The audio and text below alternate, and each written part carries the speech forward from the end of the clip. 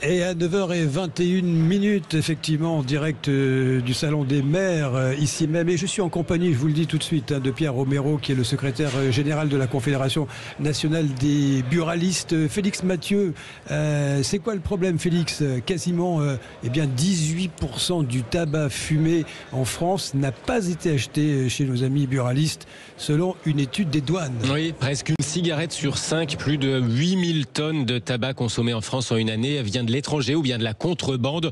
Très précisément 17,7% de la consommation française. Estimation des douanes françaises le mois dernier, ça représente quand même une sacrée déperdition pour la fiscalité de l'Hexagone. 4,3 milliards d'euros perdus qui échappent aux finances publiques françaises. Pour obtenir cette estimation, les douanes ont tout simplement comparé la consommation déclarée par les fumeurs et les quantités qui transitent effectivement par nos bureaux de tabac. Alors, la raison de cette différence, elle est simple, évidemment. Les prix des cigarettes ont augmenté beaucoup plus vite en France que chez la plupart de nos voisins. 13 € le paquet en moyenne en France. Ça a plus que doublé, en fait, depuis 2017. Et s'il fallait une preuve que ces hausses de prix sont la cause directe du report des achats vers l'étranger ou bien vers la contrebande, les baisses de volume écoulées par les buralistes sont beaucoup plus élevées dans les départements proches des frontières. Ça baisse 2 fois plus dans ces départements que dans les autres. Les buralistes, Félix, qui ont justement déposé une benne remplie de cigarettes, c'était avant-hier devant le Sénat, pour dénoncer cet état de fait. Oui, 100 000 paquets de cigarettes, l'équivalent de 2 heures de vente sur le réseau illégal en France, nous disent ces buralistes. Ils réclament donc un moratoire sur les hausses de prix qui, selon eux, alimentent la contrebande et les trafics. D'ailleurs, l'Assemblée nationale vient de rejeter un amendement au projet de budget de la Sécurité sociale, un amendement qui proposait d'augmenter les prix du tabac de 10% par an pour atteindre 25 € le paquet en 2032. Alors ça a été rejeté pour le moment en tout cas.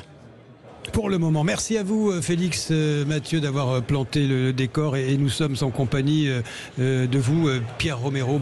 Bonjour et bienvenue. Bonjour, monsieur Kevin. Vous êtes le secrétaire général de la Confédération nationale des buralistes. Vous êtes en première ligne.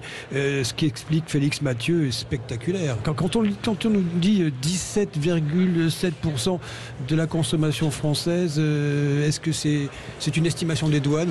On est au-delà? On respecte ces chiffres-là, mais on est bien au-delà. Ces chiffres ont le mérite d'exister, mais vous savez, quand on parle aujourd'hui de 17% de marché parallèle, on est bien au-delà. Quand on parle de 5 milliards de pertes fiscales, on est bien au-delà. Je suis navré de le dire, mais c'est la réalité. Pierre Romero, c'est un combat perdu. Les douanes ne peuvent pas endiguer ce trafic.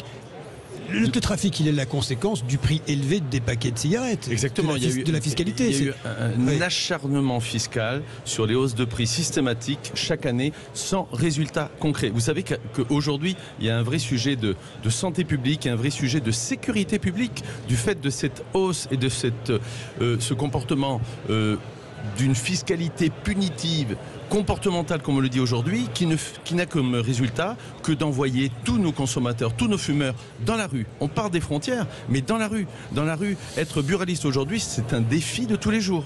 Alors, il faut rappeler, Pierre Romero, que le buraliste ne vend pas que des cigarettes. Heureusement.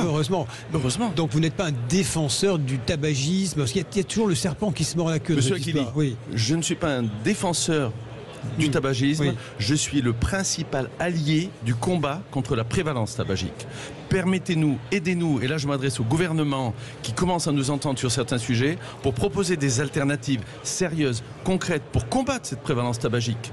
Le tabac a une baisse structurelle, même mondiale, européenne, nationale, mais nos chutes aujourd'hui de volume deviennent inquiétantes. Je suis aux frontières. Moi, je suis à Antibes. Je suis dans les Alpes-Maritimes. J'ai l'Italie en face. Je vends des produits à 13 € quand l'Italie les vend à 6 €. C'est inacceptable. C'est imbattable. C'est imbattable. On nous fait supporter l'insupportable. 25 € en 2032 pour le paquet de cigarettes. C'est une aberration. C'est une aberration. Ouais. On a tellement... Je vous dis, on est les principaux alliés de ce combat contre la prévalence tabagique. On a tellement d'autres solutions. Il y a des éléments pédagogiques, des éléments d'accompagnement, des alternatives à la cigarette. On est là. Quand vous dites alternative à la cigarette, il y a aussi là un nouveau sujet, Pierre Romero, sur la législation qui doit entourer tous ces produits de substitution. Il y a là encore un vide. Exactement.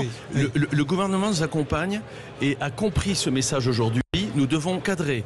nous devons encadrer les produits du vapotage et l'ensemble de ces alternatives de façon sérieuse. Vous savez, aujourd'hui, ce n'est pas mentir, ce n'est pas être prétentieux que de dire ça. Un seul espace aujourd'hui est réglementé sous la tutelle de l'État. Ça s'appelle le buraliste. Tout dernier mot sur ce sujet avec vous pour conclure, Pierre Romero. La solution à vos yeux, quelle est-elle? C'est quoi? C'est faire renoncer à la fiscalité sur le tabac et faire baisser les prix? Ayons un moratoire fiscal définitif, rehaussons les prix aux frontières, sanctionnons sérieusement quand il y a des hors-jeux et on s'en sortira et on repartira d'une belle façon pour longtemps. Je souhaite longue vie aux buralistes. Merci à vous, Pierre Romero. Je rappelle, un secrétaire général de la Confédération nationale des buralistes qui accueille Sud Radio ici pour ce salon des maires. Merci à vous. Merci à vous. Dans un instant, à 9h30, le débat de la vérité en face. Nous recevons bien évidemment deux maires, Nicolas Daragon, le maire Les Républicains de Valence, et Jean Dionis, le maire Modem d'Agen. Nous évoquerons avec eux ce que devient parfois la ville avec le narcotrafic, l'insécurité, les difficultés de circulation. Est-elle en train de devenir une jungle? À tout de suite pour la suite de la vérité en face, ici en direct du Salon des Maires. Le Grand Matin Sud Radio, la vérité en face, Jean-François Achili.